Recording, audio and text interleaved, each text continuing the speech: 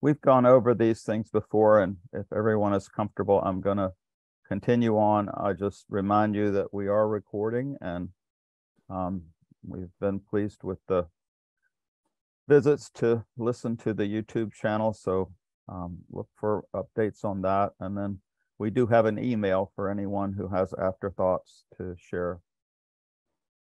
In review, the Quaker value core beliefs that we've covered so far: there is a living, dynamic spiritual presence at work in the world, which is both within us and outside of us. There is that of God in everyone. Each person is capable of the direct and unmediated experience of God. Our understanding and experience of God is nurtured and enlarged in community. The Bible is an important spiritual resource, and the life and teachings of Jesus are relevant to us today. And for this session, the revelation of God's truth is continuing and ongoing. So I have a very brief introduction, and then Patricia will share with us her reflections. And at the end of that, we have two friends who will add their reflections and thoughts, and then it's open for everyone to share. And we will have the 7th session on Wednesday, August 30th. So I chose this from Rufus Jones for my part. And just a quick background before I read it. The first 16 years of my life, I lived in very rural Virginia, southeastern Virginia, 20 miles from Norfolk, Virginia, and 6 miles from the North Carolina line. And back then, the roads were what were called macadam. Basically, they weren't dirt, but they took tar and poured it over the dirt and then came behind and poured gravel on it. And for about a month after they did that, when you drove over it, you could hear the loose gravel hitting your car. But as preteen, visiting my friends very often, I would stay after dark and I would have to walk home.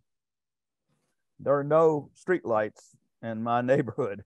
I mean, you would have to drive miles before you would see any light other than the light in a window of a house. So this was me walking home many, many times in Benefit, Virginia.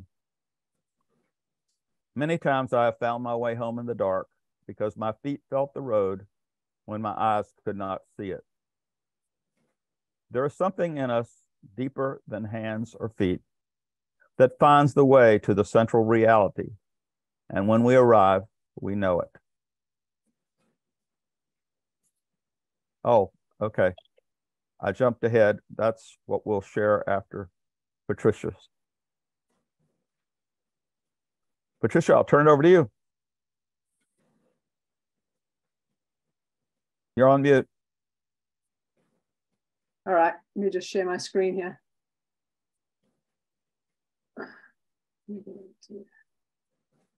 Okay. Okay, so here we have one of my favorite quotes from Thomas Kelly. It's actually the beginning of a much longer quote, which I have shared in previous sessions, but just for today's purposes. Deep within us all, there is an amazing inner sanctuary of the soul, a holy place, a divine center, a speaking voice to which we may continuously return. The reason I chose this particular quote is because it does not contain the word God. Returning to what I spoke about in our very first session is the word God can be a real restriction internal for a lot of folks because we all come to it with such baggage. And when you start talking about God's truth, as we are talking about in this particular core belief, it can make some people kind of uncomfortable because it has a sort of a tone about it, which I think would be, it sort of seems to come from a different branch of faith community that are much more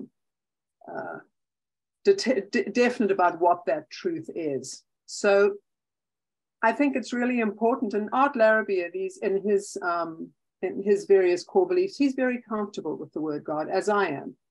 But I think it's really important, particularly with this one, to use the language and the terms that you are most comfortable with, that have meaning and authenticity for you, not something that you're going to struggle with.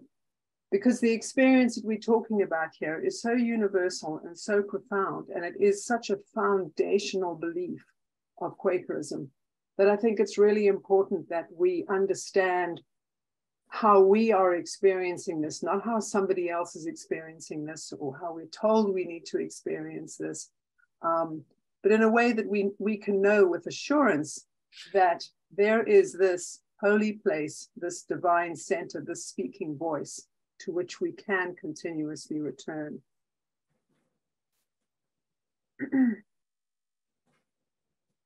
Quakers do not believe that, as it appears in so many other faith traditions, that the canon is closed, that once the last word had been written in the Bible or holy book, that the line was drawn there. George Fox's, really, the foundational belief of Quakerism was Christ has come to teach his people himself, which in and of itself, in the language of his time, is what we're talking about here, is that we have a resource that we can carry within us, but which comes from beyond us, which is something that can guide our lives, that can transform us, that can move us in ways that we in our very human ways cannot even begin to imagine. All of our Quaker process, our way we do worship, is all geared towards setting the stage, making us sensitive receptacles to receiving that greater wisdom. In silent worship, we wait expectantly. We're not meditating. We are waiting expectantly to receive divine revelation, to find the way in which we are being called to serve and to be in the world. So for this reason, Quakerism is sometimes called a listening spirituality. I don't know any other faith tradition where they describe themselves as a listening tradition. There's a lot of talking that goes on. There's a lot of telling people what the way is that we need to be and what they need to do and how they need to be and what they need to believe. But seldom are people told just to stop and listen. And that's really what we have been called upon to do. And in this deep simplicity of simply listening and being faithful to what we hear, Friends have done extraordinary things in the last 370 years. They have been led to extraordinary acts of service. They have been far ahead of many other groups in terms of social justice, in terms of equality and understanding, and being open to the way in which the Spirit is asking us to move along. I sometimes think of our relationship as this very dynamic and reciprocal relationship that we have with the divine. And through our own personal practice and commitment and obedience, we can live within that stream all the time and always be open and available. That's the ideal. It's not that easy to achieve. So here's a wonderful quote from Douglas Steere, I think Douglas Steere was probably about the 1960s. The wind is always blowing. All we have to do is raise our sails. I really love that. And remember to raise our sails. And then a quote from George Fox, of course, be still and cool in thine own mind and spirit from thy own thoughts, and then thou wilt feel the principle of God to turn their mind to the Lord God.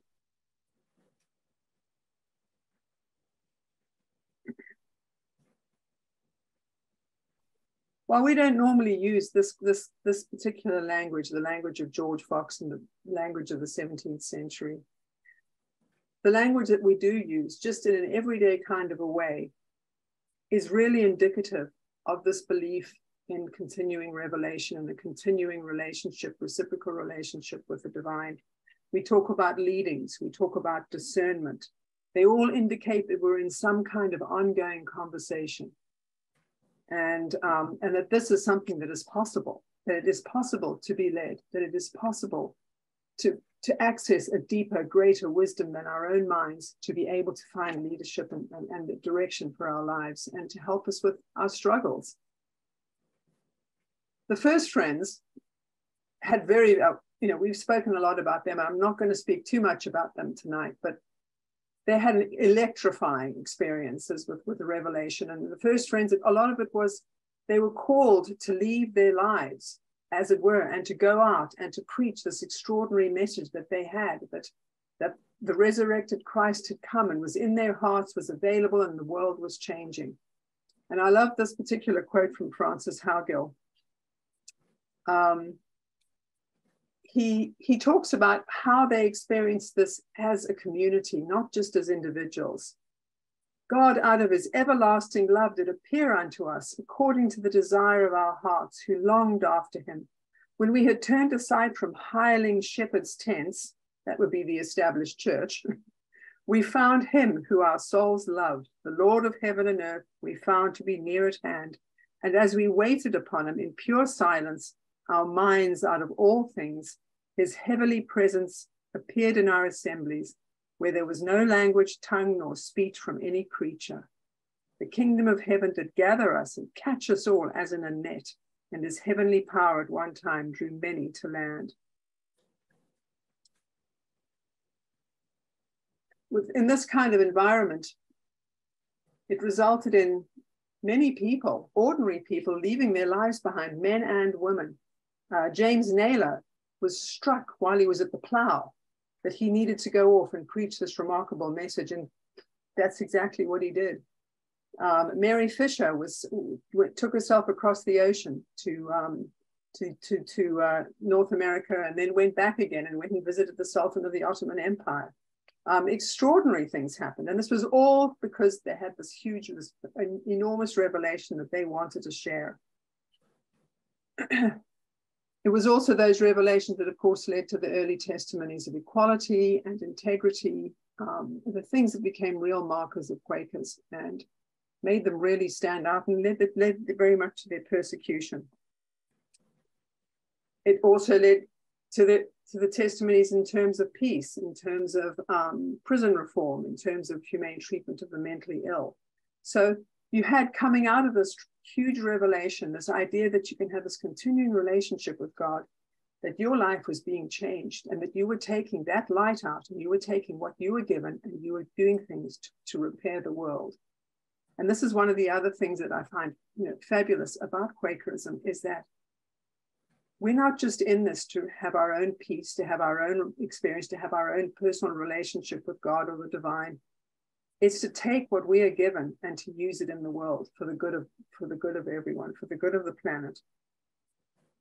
And of course, as time continued, friends discovered that we humans are very imperfect vessels. And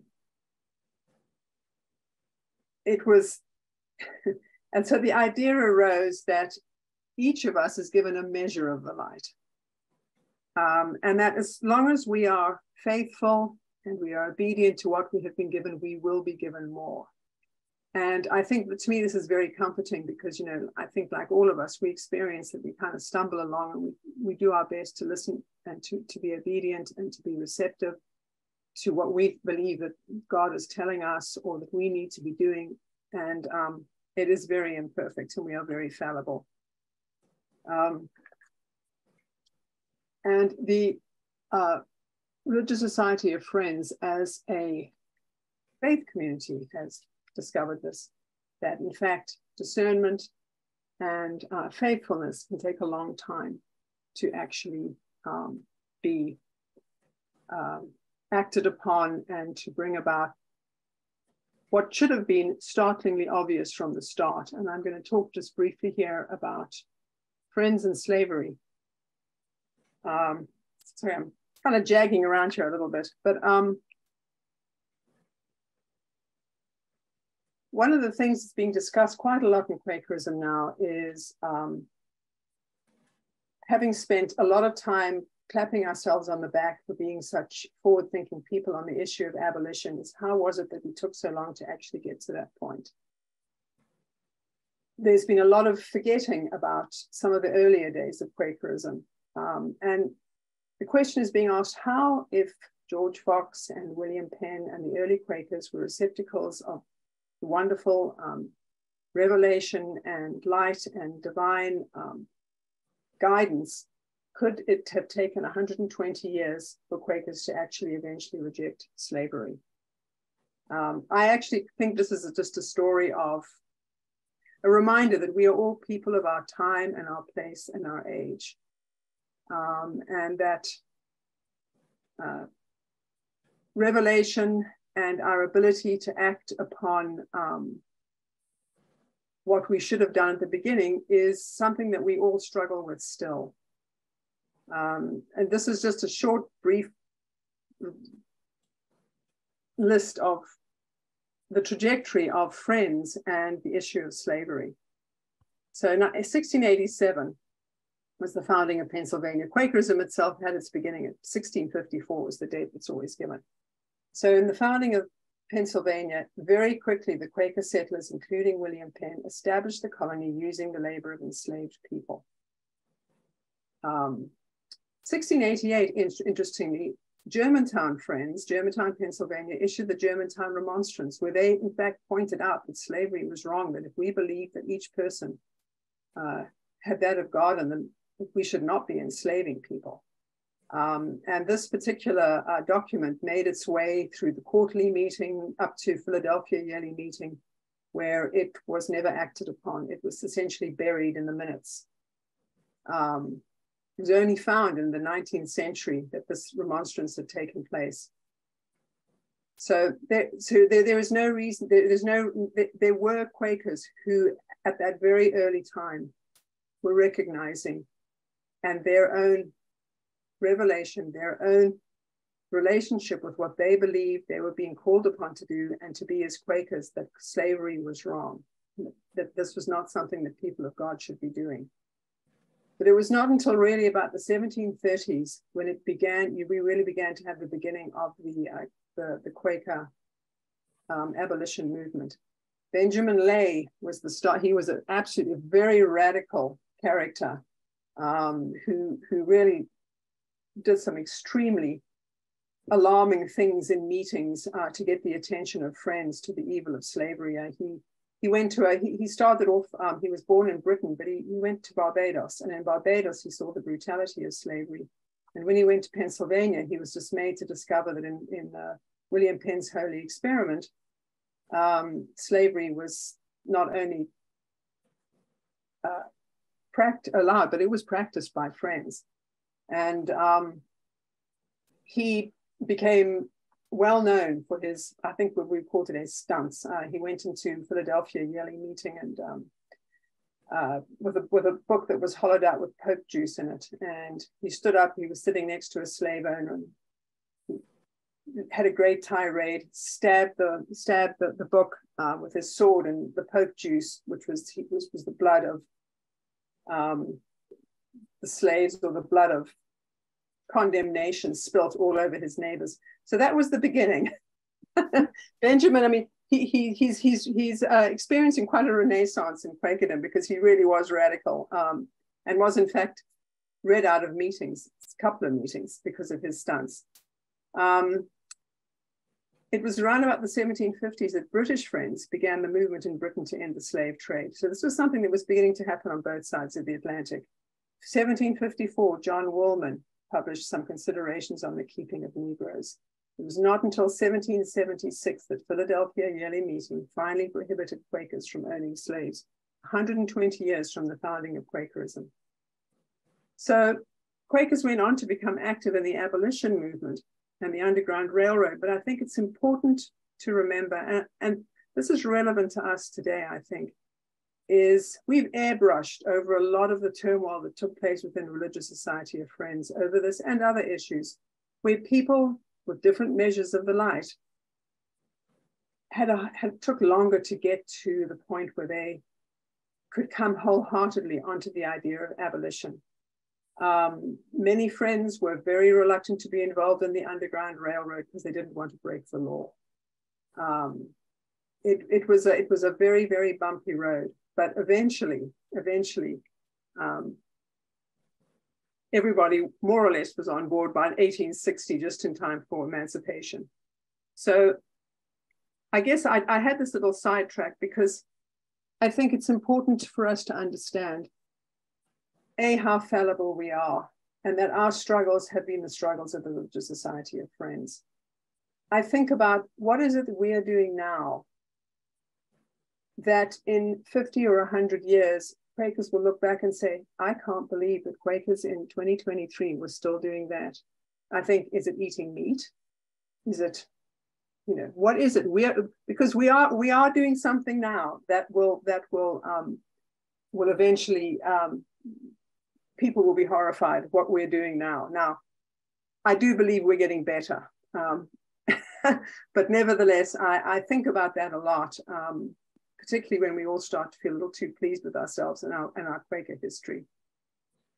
So that little side excursion.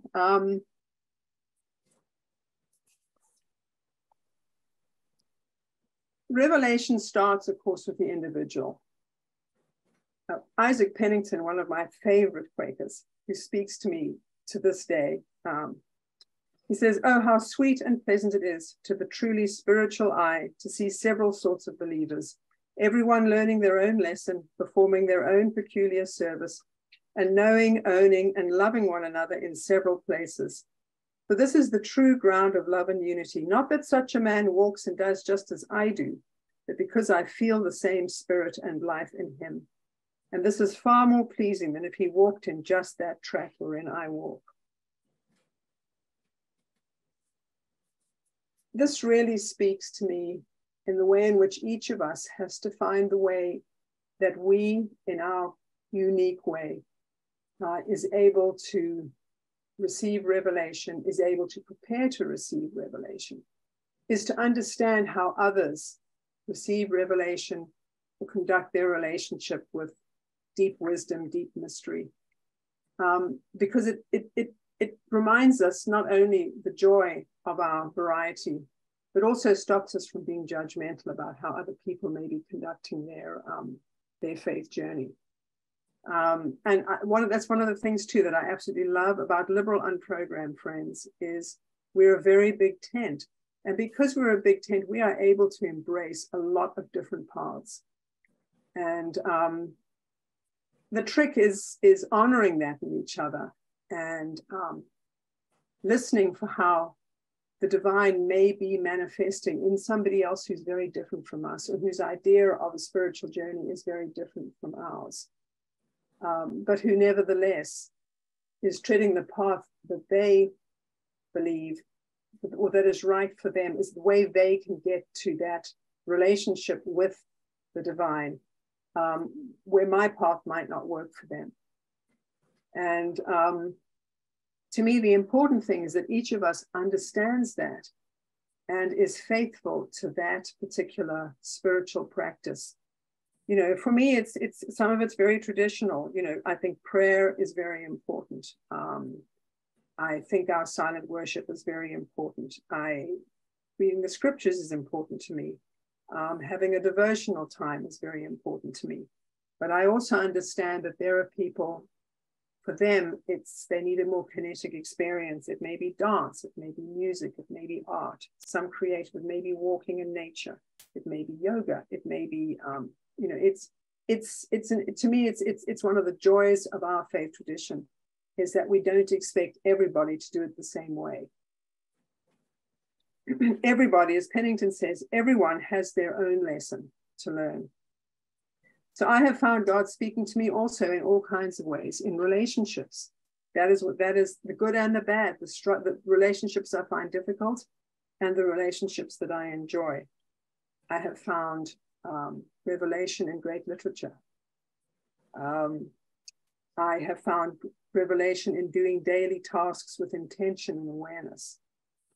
The Buddhist concept of mindfulness to me is a path to being able to be receptive and open to the way in which wisdom can speak to me. The important thing, though, is that you cultivate a practice that opens your heart and mind, and at least try to make it a regular part of your life. This is really difficult in our day and age. We have so much distraction. Our attention spans just like gnats. I was reading recently a wonderful section by Rufus Jones. He was writing about his childhood and how every day in their household they started with a period of silence and devotional reading. And he spoke as a child, he would look at them, he could actually see his elders were in conversation with the angels. I think he said, to him it was, and I think, well, I do actually know Quaker families now who are still able to maintain a devotional practice. I was never able to do it in my family, and I regret it. But nevertheless, we stumble forward and try to be faithful. So we take that, what we do in our daily lives, and we take that to meeting for worship. Rufus Jones here says, the early friends made the discovery that silence is one of the best preparations for communion with the divine and for the reception of inspiration and guidance. Silence itself, of course, has no magic. It may just be sheer emptiness, absence of words or noise or music. It may be an occasion for slumber. We've had that in our meeting. Or it may be a dead form, but it may be an intensified pause, a vitalized hush, a creative quiet, an actual moment of mutual and reciprocal correspondence with God.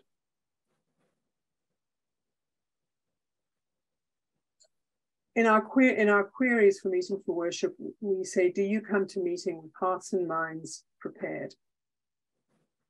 And that to me is what we do between Sundays, between first days, is if we are faithful during the week, we come to meeting for worship. That is going to affect the quality of meeting for worship for everyone. We are not there. I have seen actually even on websites, meeting for worship described as meditation. I actually personally take exception to that. We are not meditating. Meditation has its place. It's a wonderful practice. But meeting for worship is waiting in a receptive way for the way in which wisdom, God, the divine, our inner teacher, our inner guide, is speaking to us as we meet together, as George Fox said, in that which is eternal. We are waiting to receive revelation together. We are walking into the stream of the Spirit together.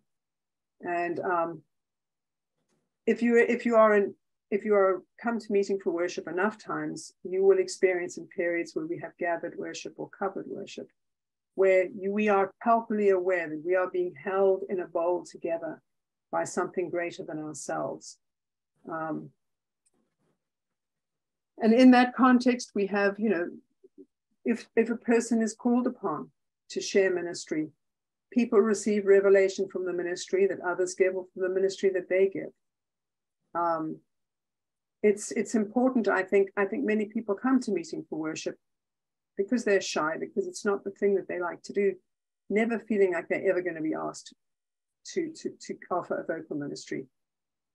Of course, it's something I do more than anybody else at Goose Creek, so it's something that I feel is something I can give to Goose Creek, but I would love to hear other worship, other vocal ministry as well. I think we have much that does not get shared that should be shared.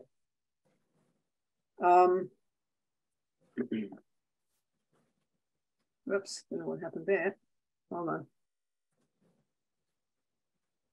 I don't know what that is. How do I get to that? Okay, go back. Sorry, friends.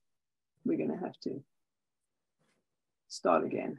No, I don't want to. Sorry about that. Where are we? Okay, we're going to have to go back onto. I think we're almost at.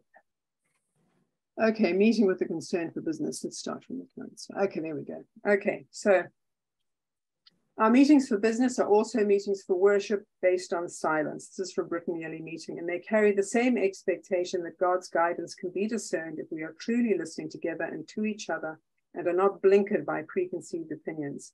It is this belief that God's will can be recognized, the discipline of silent waiting, which distinguishes our decision-making process from the secular idea of consensus.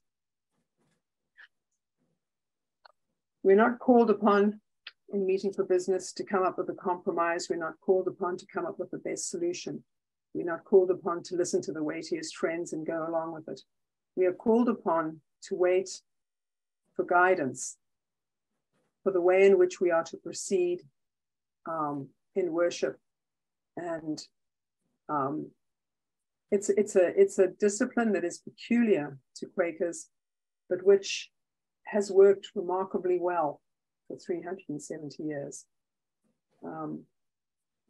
I can certainly think of times at Goose Creek when we have been struggling with a difficult decision or not clear about which direction to go in, where we have patiently waited together on the way forward. And I would certainly say that at least 75% of the time, we find that way forward, and we are in fact given that kind of a guidance, so that we are experiencing the continuous and divine revelation in our lives, in our worship, and in the way we work as a community. So just in finishing and ending, I just want to give two examples from more or less modern day friends of faithful living, of people that followed leadings and led them to have remarkable lives, to do remarkable things. Marjorie Nelson, I had the opportunity to meet her once. I did not know her story until afterwards, and I'm so sorry. But Marjorie Nelson was born into an Indiana Quaker family and actually a programmed family, programmed friends. And she very early on, this is from her book, To Live in Peace in the Midst of the Vietnam War. I will put this on the website. Listening to God was emphasized in Cortlandt Avenue Friends Church. Quakers believe in ongoing revelation in the presence of the Holy Spirit in a meeting for worship. Indeed, the presence of the Spirit anywhere at any time to give guidance to anyone who seeks it. In my own experience, God may speak in myriad and sometimes unexpected ways, certainly in a church or worship service, through the Bible or other spiritual writings, but often by the still small voice within oneself, which Quakers call the light within or the inner Christ. Sometimes it is through another person who speaks to your condition at just the proper moment. Marjorie Nelson decided very early on that she was going to be a missionary. This is a branch of Quakerism that in fact had missionaries in Africa and in Latin America. She was asked by a Quaker doctor to become a doctor herself, and she did. She became a doctor, and when she graduated, she still had this calling to be, to take her faith out into the world. And she went in 1966, 67 to Vietnam as a doctor. I think it was during the Tet Offensive. I'm not 100% sure, but certainly she and another woman, not a friend, were kidnapped by the North Vietnamese and were marched into the jungle. And for 2 months, they lived as prisoners of the North Vietnamese. And in that time, her skills were used. She tended to some of the injured North Vietnamese soldiers. She became friends with them. They treated her and her friend as well as they could, since they were actually in the jungle. But when she was given the opportunity to be released, as she and the other woman were, they were going to be released. They were told where to go to walk across to the US troops. And she refused to do it because she said she would not in any way be associated or be with the military. And so even though she'd spent 2 months in quite difficult circumstances, she held on to her peace testimony. And they in the end gave her and her friend who agreed with her the opportunity to simply walk into a village. And so she was released. And incidentally, at the same time, her brother was on the Phoenix, which was a ship that was taking supplies to medical supplies to North Vietnam. So very, very strong association with the peace testimony. She went on, she had a career as a doctor. She became, the place where I met her was at an interest group for war tax resistors. She was a war tax resistor as well. I noticed today when I was looking her up that she died just a couple of months ago. A remarkable woman. The second friend who led a spirit-filled life was Tom Fox, whom some of you may know of. Tom Fox was a member of, he had been in the Marine Corps band. When he left, he retired. He had a great spiritual awakening, and he became a member of Langley Hills meeting, just up the road from us. And he was called after 9/11.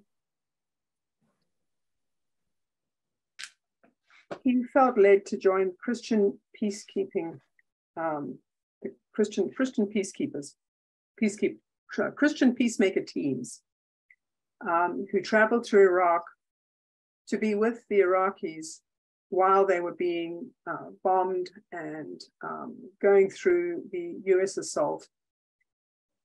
And he came back and was warned that how dangerous it was for him to go. But he did go back, and he was asked, well, he went back, and he and 3 others were kidnapped, and the other 3 were released, but he was killed. And in a reflection afterwards, which I have here, it says, the Iraq team talked about kidnapping, about what could happen to them, about the dangers and risks to themselves and to their Iraqi partners, whether they should stay in Iraq. Tom wrote, "If I am ever called upon to make the ultimate sacrifice in love of enemy, I trust that God will give me the grace to do so." Tom's trust was not misplaced. God gave him that grace. Pearl Hoover, a Mennonite pastor and member of Tom's support community, reminds us that Tom was not exceptional. He was an ordinary man. What is exceptional is that he listened to God. When Jesus said, "Love your enemies and pray for those who persecute you," Tom took him seriously.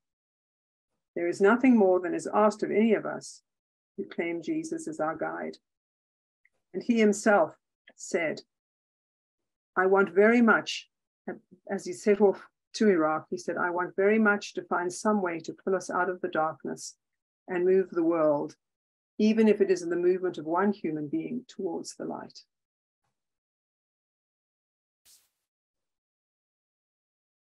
So, friends, what are we being asked to do? I ask myself that every day.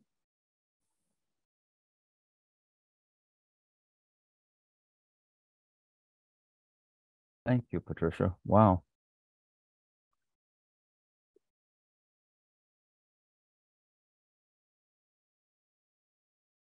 Well, I guess we have 4 queries now. What are we being asked to do to the 3 that we already have? Before we do that, I'd like to ask our friends to share their thoughts. Sue, are you ready to go?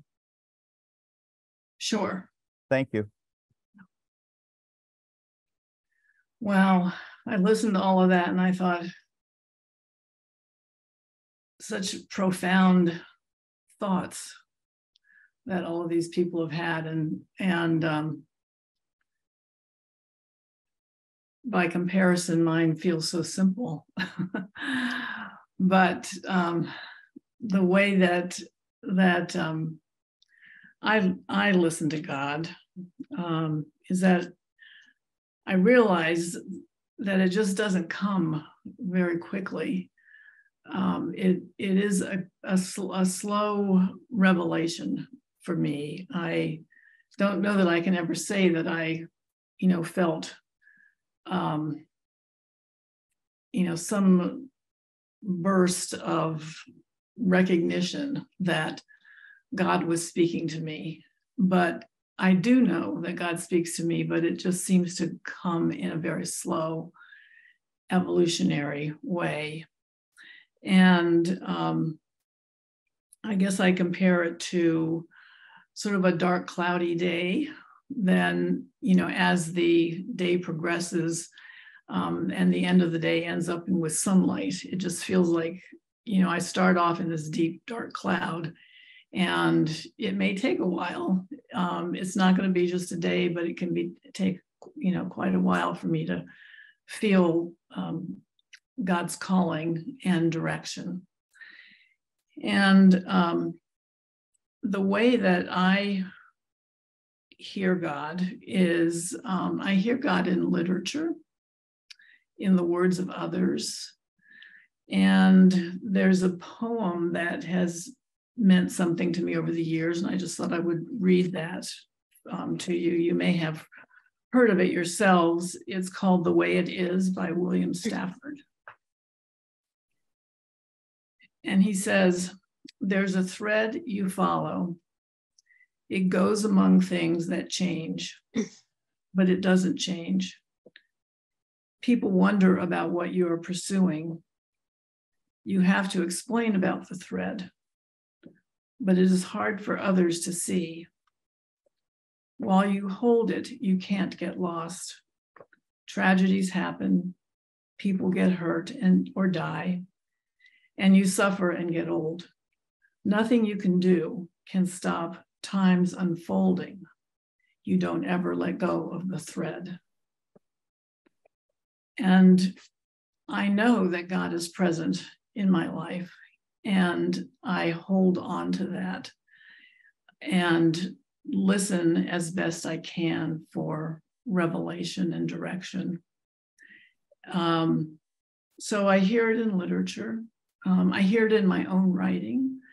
Sometimes my thoughts just are really jumbled and going in many different directions. And when I sit down and focus and write, I feel that God is leading me. Often my writing starts off with "Dear God," and in that way it becomes a prayer, but it's a prayer that gives me some clarity where I didn't have it before.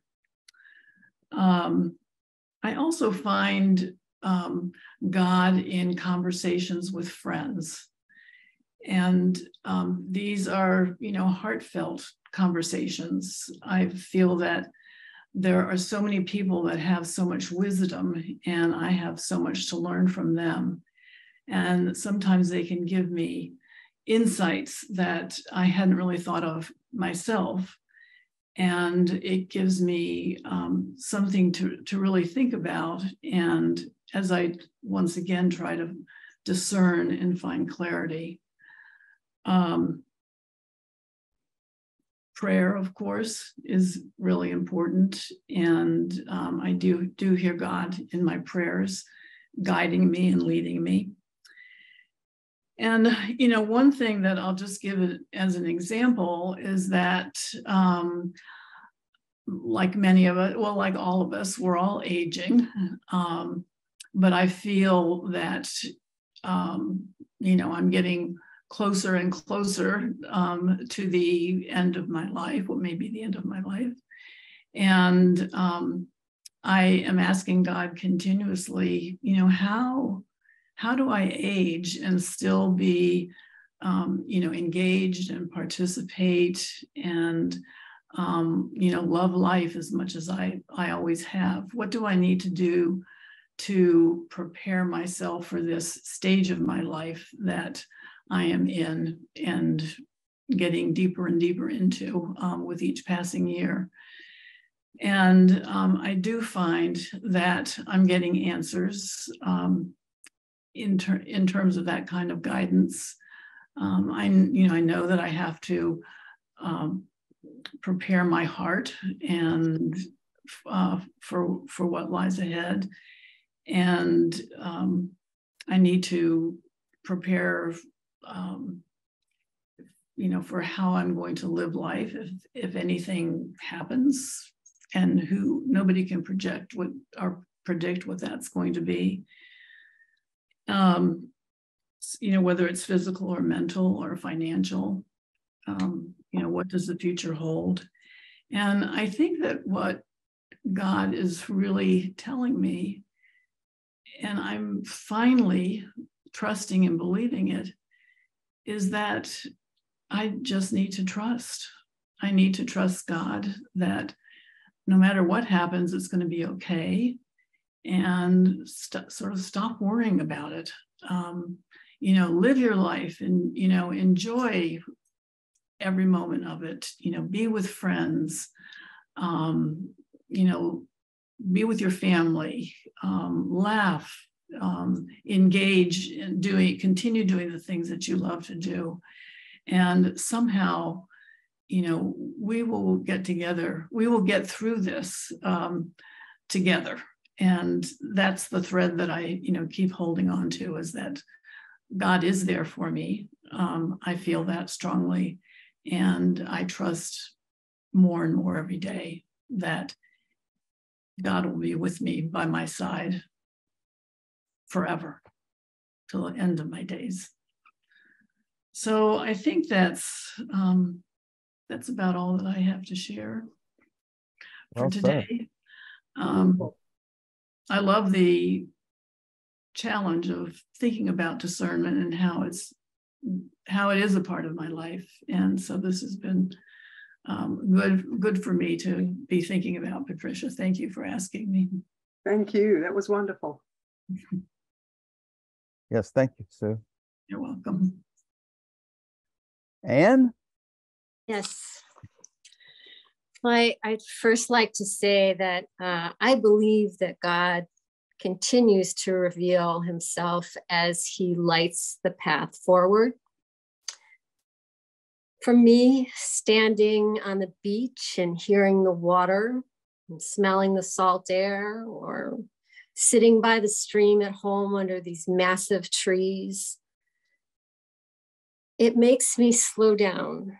It makes me go to that quiet place until I feel that such a familiar feeling that I am ready to hear and to listen. And sometimes when I have that feeling, I do hear sometimes a word or a phrase or a sentence or two. Most recently, a few weeks ago, I was watching the waves roll in as the sun came up over the ocean. And just as the sun peeked over, I heard a voice say, "Small things," just that, small things.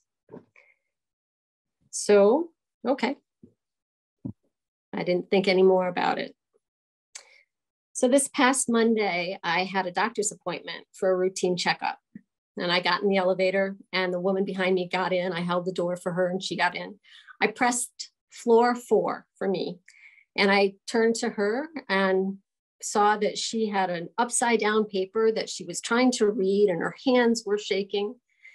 The elevator started to move. And finally she said, floor 2, please. And I laughed and I said, well, looks like you're going to go for a ride because we're already on the 3rd floor. I'm going to hop off on the 4th floor and you can ride back down to the 2nd floor. And she said, would you ride with me? And I said, oh, sure, okay. So we got to the 4th floor and I pushed the buttons and back down we went and got to the 2nd floor and the doors opened and she walked out and she turned around and she looked at me and she very earnestly said to me, I hope you have a really, really great day. And the doors closed and she was gone. I hit the 4th floor, kind of pleased, I was like, oh gosh, such a simple thing to do something like that. It makes me feel really great that, she was ready to go to what obviously was not a fun appointment. So the door's open, I'm on the 4th floor, and unfortunately, I'm there for a blood test. Well, blood tests are not my thing, for sure. And because I had just done this little exercise in the elevator, I got in there just in time for my appointment. So I didn't have a chance to sit in the waiting room or anything. The nurse was there. I went back with her. She was very young. I sat down and I'm thinking to myself, oh boy, this is not going to go well. She puts the tourniquet on my arm very loosely, didn't say a word, just kind of poking her finger on my arm. And I said, would you like me to make a fist? And she said, no, no. So I saw her gather 3 big vials in her hand. And of course, I know they're vials, but at that point, they seem like 5-gallon pails to me. And I'm thinking, oh, this is not going to go well. I decided, I will just look away. I'm not going to watch this. I know what's going to happen. I have very small rolling veins. So I looked to the right. And as I was just sitting there bracing myself, she just leaps into conversation, telling me all about her weekend. She's laughing. She's telling this story. She's asking me questions. It sounded like a party. And I'm just thinking, just don't tense my arm. Just don't tense my arm. So she's halfway through this story. And I realize I've got a gauze bandage on my arm with about a yard of vet wrap, and it's over. And I just looked at her, and she's just all happy and she's writing on the vials. And I'm looking at that and it looks like pretty good blood she's got there. She's got these 3 big vials and she's writing my name on them. And I thought, this is wonderful. She made my day. I was so grateful to her. And honestly, to her, it was a very small thing. She had this old woman who was afraid of a blood test, and the least she could do was tell a funny story. And I left, and it was fine. It changed my whole afternoon. So I think sometimes when a message is delivered, it can be words, but I think sometimes for me, it can be an event sometimes. I've spent my whole life with horses, it seems. And the part I enjoy the most is caring for them. I've spent countless hours observing them, talking about them, studying them, just getting to know everything I could about them. And I've had some amazing opportunities to work with people that were very skilled at different things. So both of our girls are riders. Both were fox hunters, but only Maddie wanted to show. So Maddie is the youngest and the smallest. And she progressed through the levels. She started out with Mr. Bubbles. Mr. Bubbles was 11 hands high, which means he was 44 inches from the ground to his withers. So that's not counting his neck and his head. So he was the little guy. And she went up to her, all the way up to her first official show hunter, who was Indigo. Well, Indigo was 16'2". That means he's 5'6" to the withers. Maddie's 5'1". And Indigo weighed 1,200 pounds. If Maddie's previous ponies had been cars, they would have been Volkswagens and station wagons. Indigo was talented, athletic, intelligent.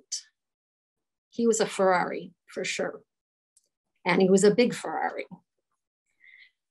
So it took, they made a beautiful picture together and they had tons of fun. But for me, he was carrying my daughter. And you better believe I knew him inside and out. I knew his heart rate, his resting rate, his exercise rate, his recovery rate. I knew what his flexion numbers were. I knew how his feet grew. I knew to a 1/16 of an inch if something changed. I knew everything I could possibly know about this horse. I watched him in the field. I knew how he interacted with other animals. I knew how he was in a trailer. I know how he was with me. I know how he was with men. I knew this guy. I really knew this guy. So when Maddie was about 17, almost 18, I noticed that Indigo was coming out stiff in the morning. He had jumped tons of fences, hundreds. and he had shown a lot and traveled a lot. He was stiff. I could manage that. I knew what to do, and I did. Then I noticed when we came back from traveling a show, he couldn't wait to get outside. All right, I could accommodate that. That's all right. But when he went out in the field, he would see his pasture buddy and he would skin his ears back so he looked like he didn't have any ears. He'd wring his tail. He'd turn his rear end to him like, if you come near me, I'm going to kick the bejesus out of you. And it would go on like that for a couple of days. And then he was okay. And he'd be his old self. He'd be laying down in the pasture with his friend and everything would be fine. Or if I had them in, same thing in the stall. Nobody could get near that stall on that side. He wanted everybody just to leave him alone. So, okay, I took it in, but you know what? He still had a lot of gas in the tank. He could still do the job. He was grumpy, but he could do it. And we went over him with a fine tooth comb. We knew what was going on with him. He was okay. So one day I was home by myself and I needed to load him into a trailer. So always the gentleman. He walked into the standing stall on the trailer beside me. I bent down to go under the chest bar. He put his head down and pushed me back against the divider in the stall. And he put his rib cage on me, which covered all of my shoulders and the top part of my ribs. And he used all 1,200 pounds of him to lean into me. Never moved his feet, didn't wring his tail, didn't yell, didn't do anything. He just stood quietly and leaned and leaned and leaned. I couldn't breathe. My arms were pinned.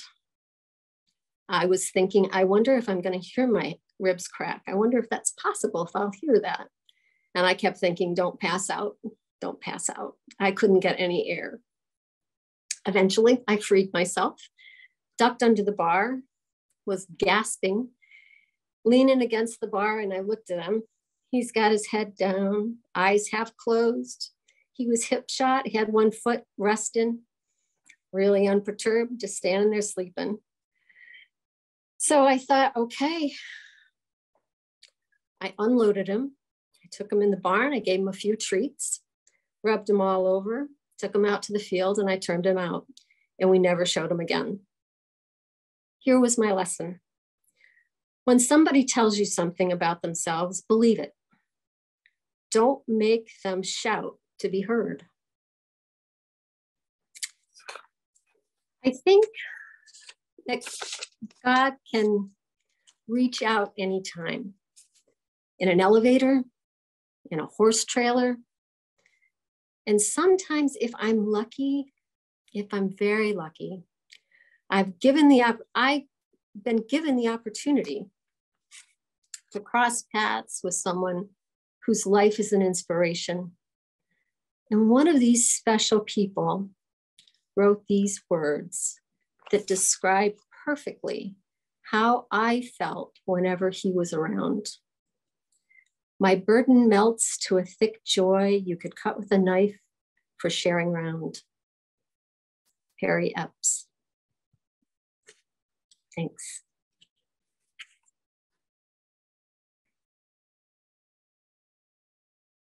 Thank you, Ann.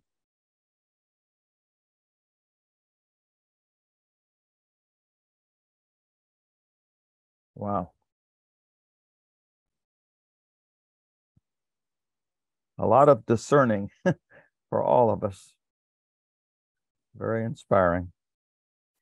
I have some queries, but maybe we'll just take a moment to share before we put the queries up. What do you think, Patricia?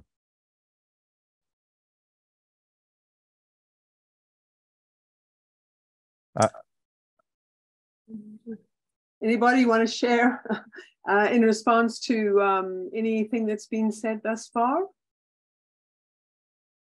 Okay. Go ahead.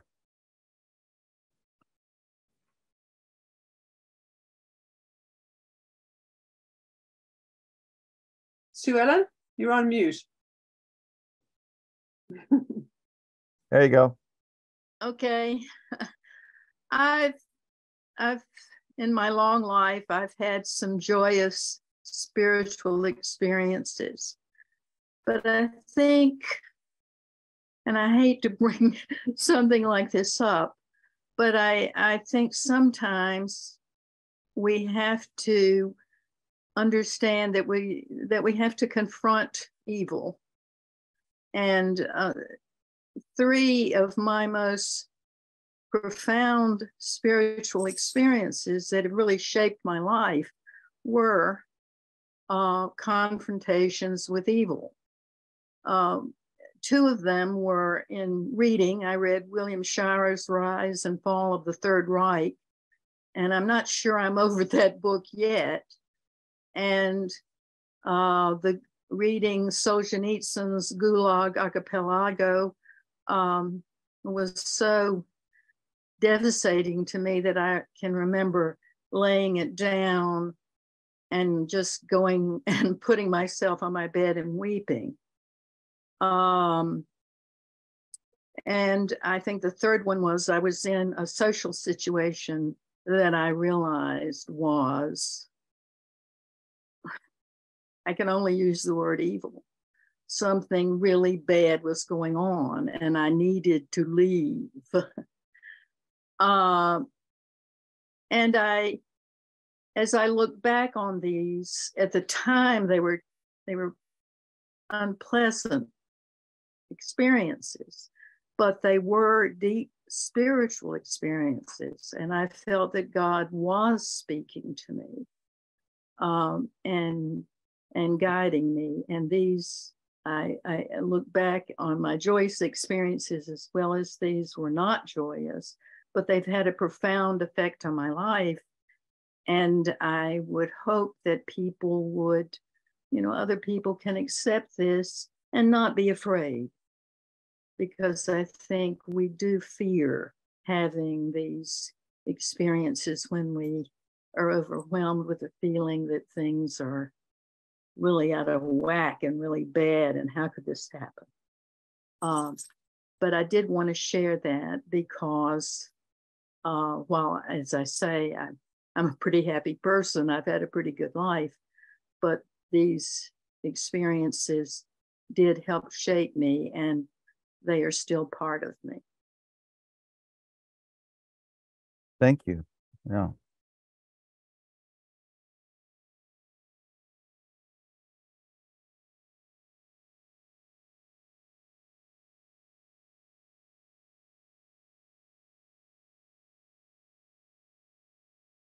So we were planning for time to do some reflecting on queries. How do you experience the light within? How has being open to new revelations influenced your actions and understanding of yourself and others? What practices do you find useful in making yourself available to the guidance of spirit? Do the queries stimulate any thoughts or reflections?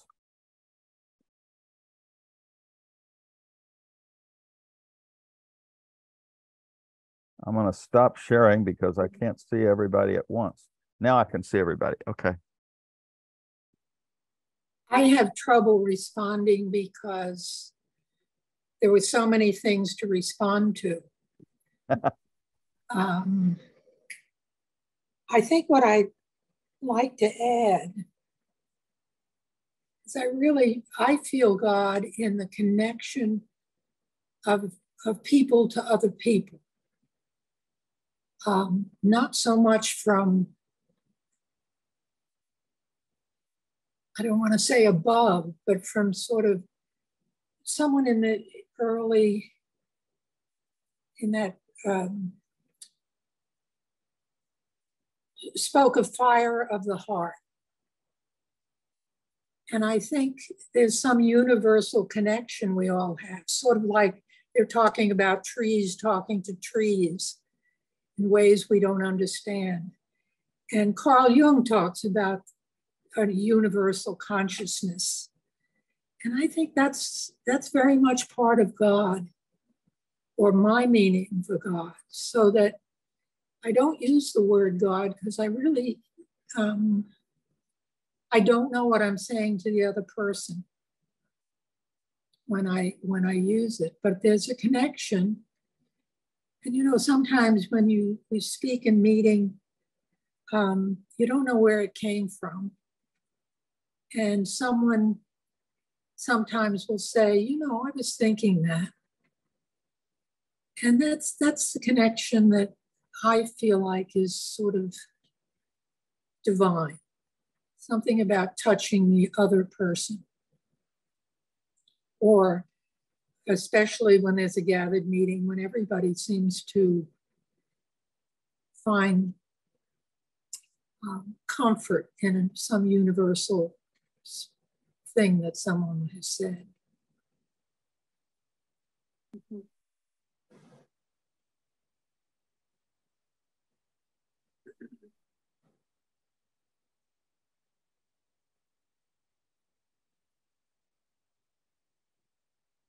Thank you, Sheila.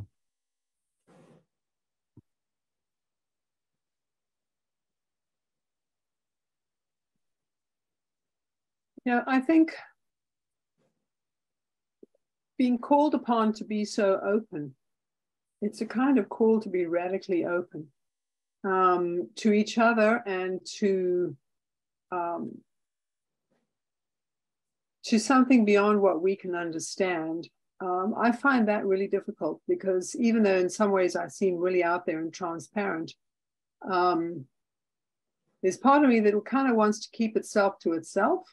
And one's always afraid of what one's going to be asked to do, you know, not wanting to be taken out of one's comfort zone. And, you know, I struggle with that. And I'm really incredibly in awe of people who seem to have the courage to really step out at what they're led to do. But then I kind of comfort myself. I think it was Mother Teresa said, we're not all called upon to do great things, but we're all called upon to do small things with great love. And I think that's wonderfully true, but it's also a bit of an escape hatch for me. in case I'm being asked to do something that I don't want to do. So.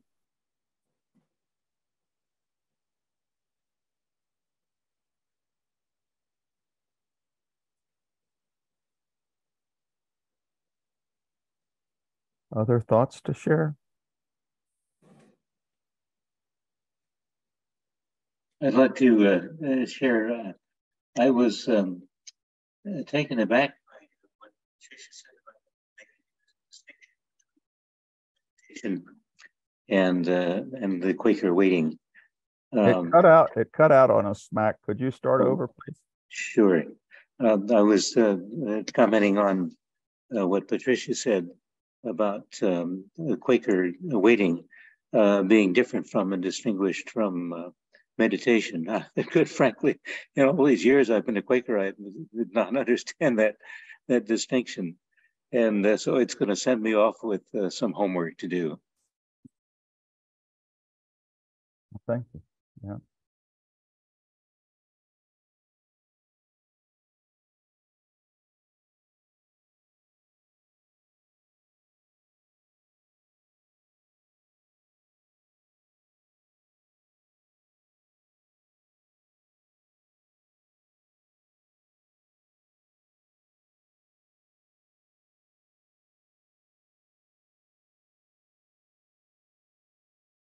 I think what Patricia said about, you know, the Quakers back in the 1800s on slavery, how they wrestled with that.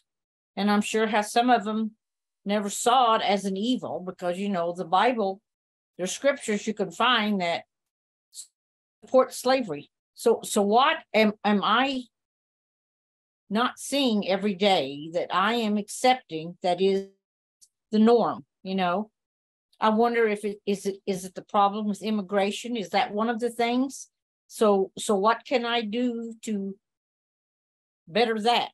But that's something I struggle with every day to think, Am I being a hypocrite? And how do I look as a Quaker? Especially, I live in a very big red area. And, you know,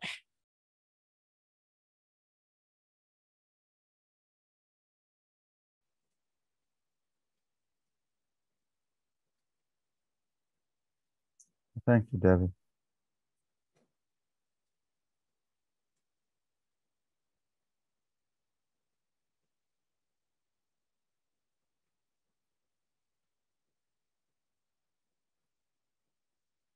Other thoughts to share?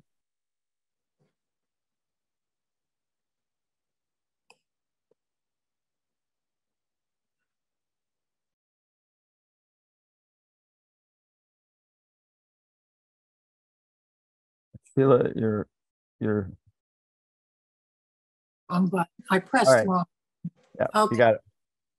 I'm thinking there's so much that's been said here tonight that anyone who doesn't usually come to the Wednesday night group might want to continue some of this discussion with us next Wednesday night. Good thought. Yeah. Very good thought. Yeah, this is Jim. I appreciated the opening quote that you used, Patricia. The one from Thomas Kelly. Deep within us all, there is an amazing inner sanctuary of the soul, a holy place, a divine center, a speaking voice to which we may continuously return. Written in 1941. And this was about the same time that Dietrich Bonhoeffer was in prison and was writing very similar kind of language. And his quote was, "Costly grace is the sanctuary of God. It needs to be protected from the world and not fed to the dogs." Costly grace is the sanctuary of God.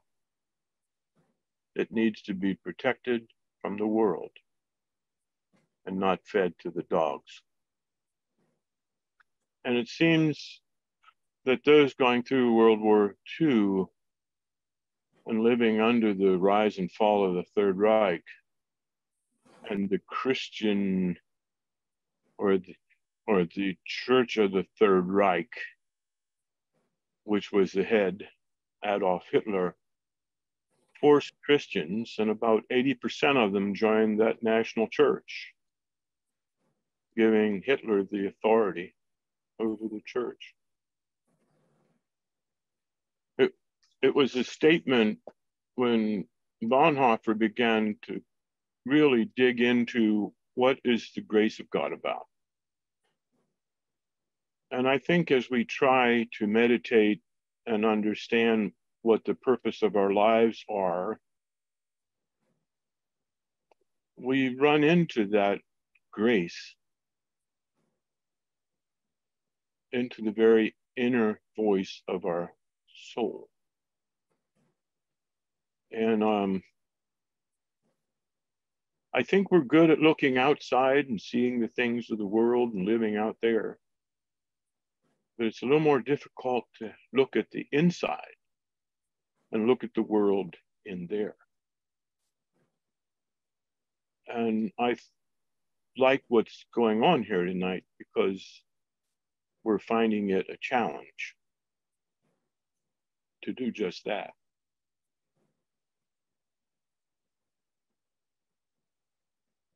This morning in our group, in our meditation group, there was a discovery. Someone said, "Do you think we could have said what we said this morning 20 years ago?" And it was unanimous. None of us could have gone to the depths that we went to this morning 20 years ago. Which is an indicator that as we age and grow older, we grow deeper and deeper into the inner life, which is a whole new place. A question I had this week is, why did Jesus teach so much in parables?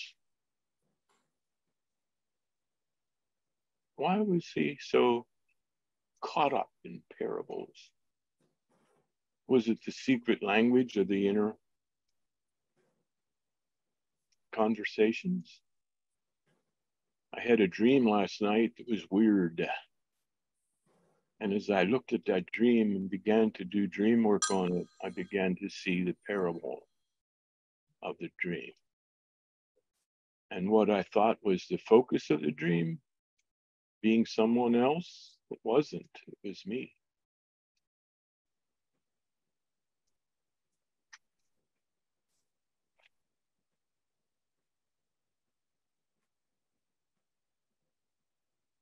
Thank you, Jim.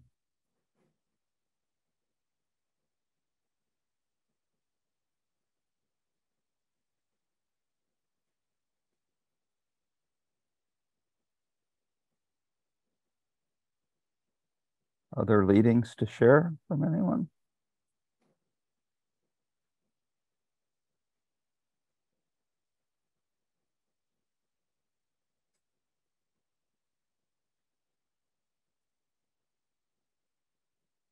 I'll just make the quick observation that for me tonight, I've come to understand in a different context the tremendous importance and gift that listening as a community contributes to hearing God and hearing God's message in real ways.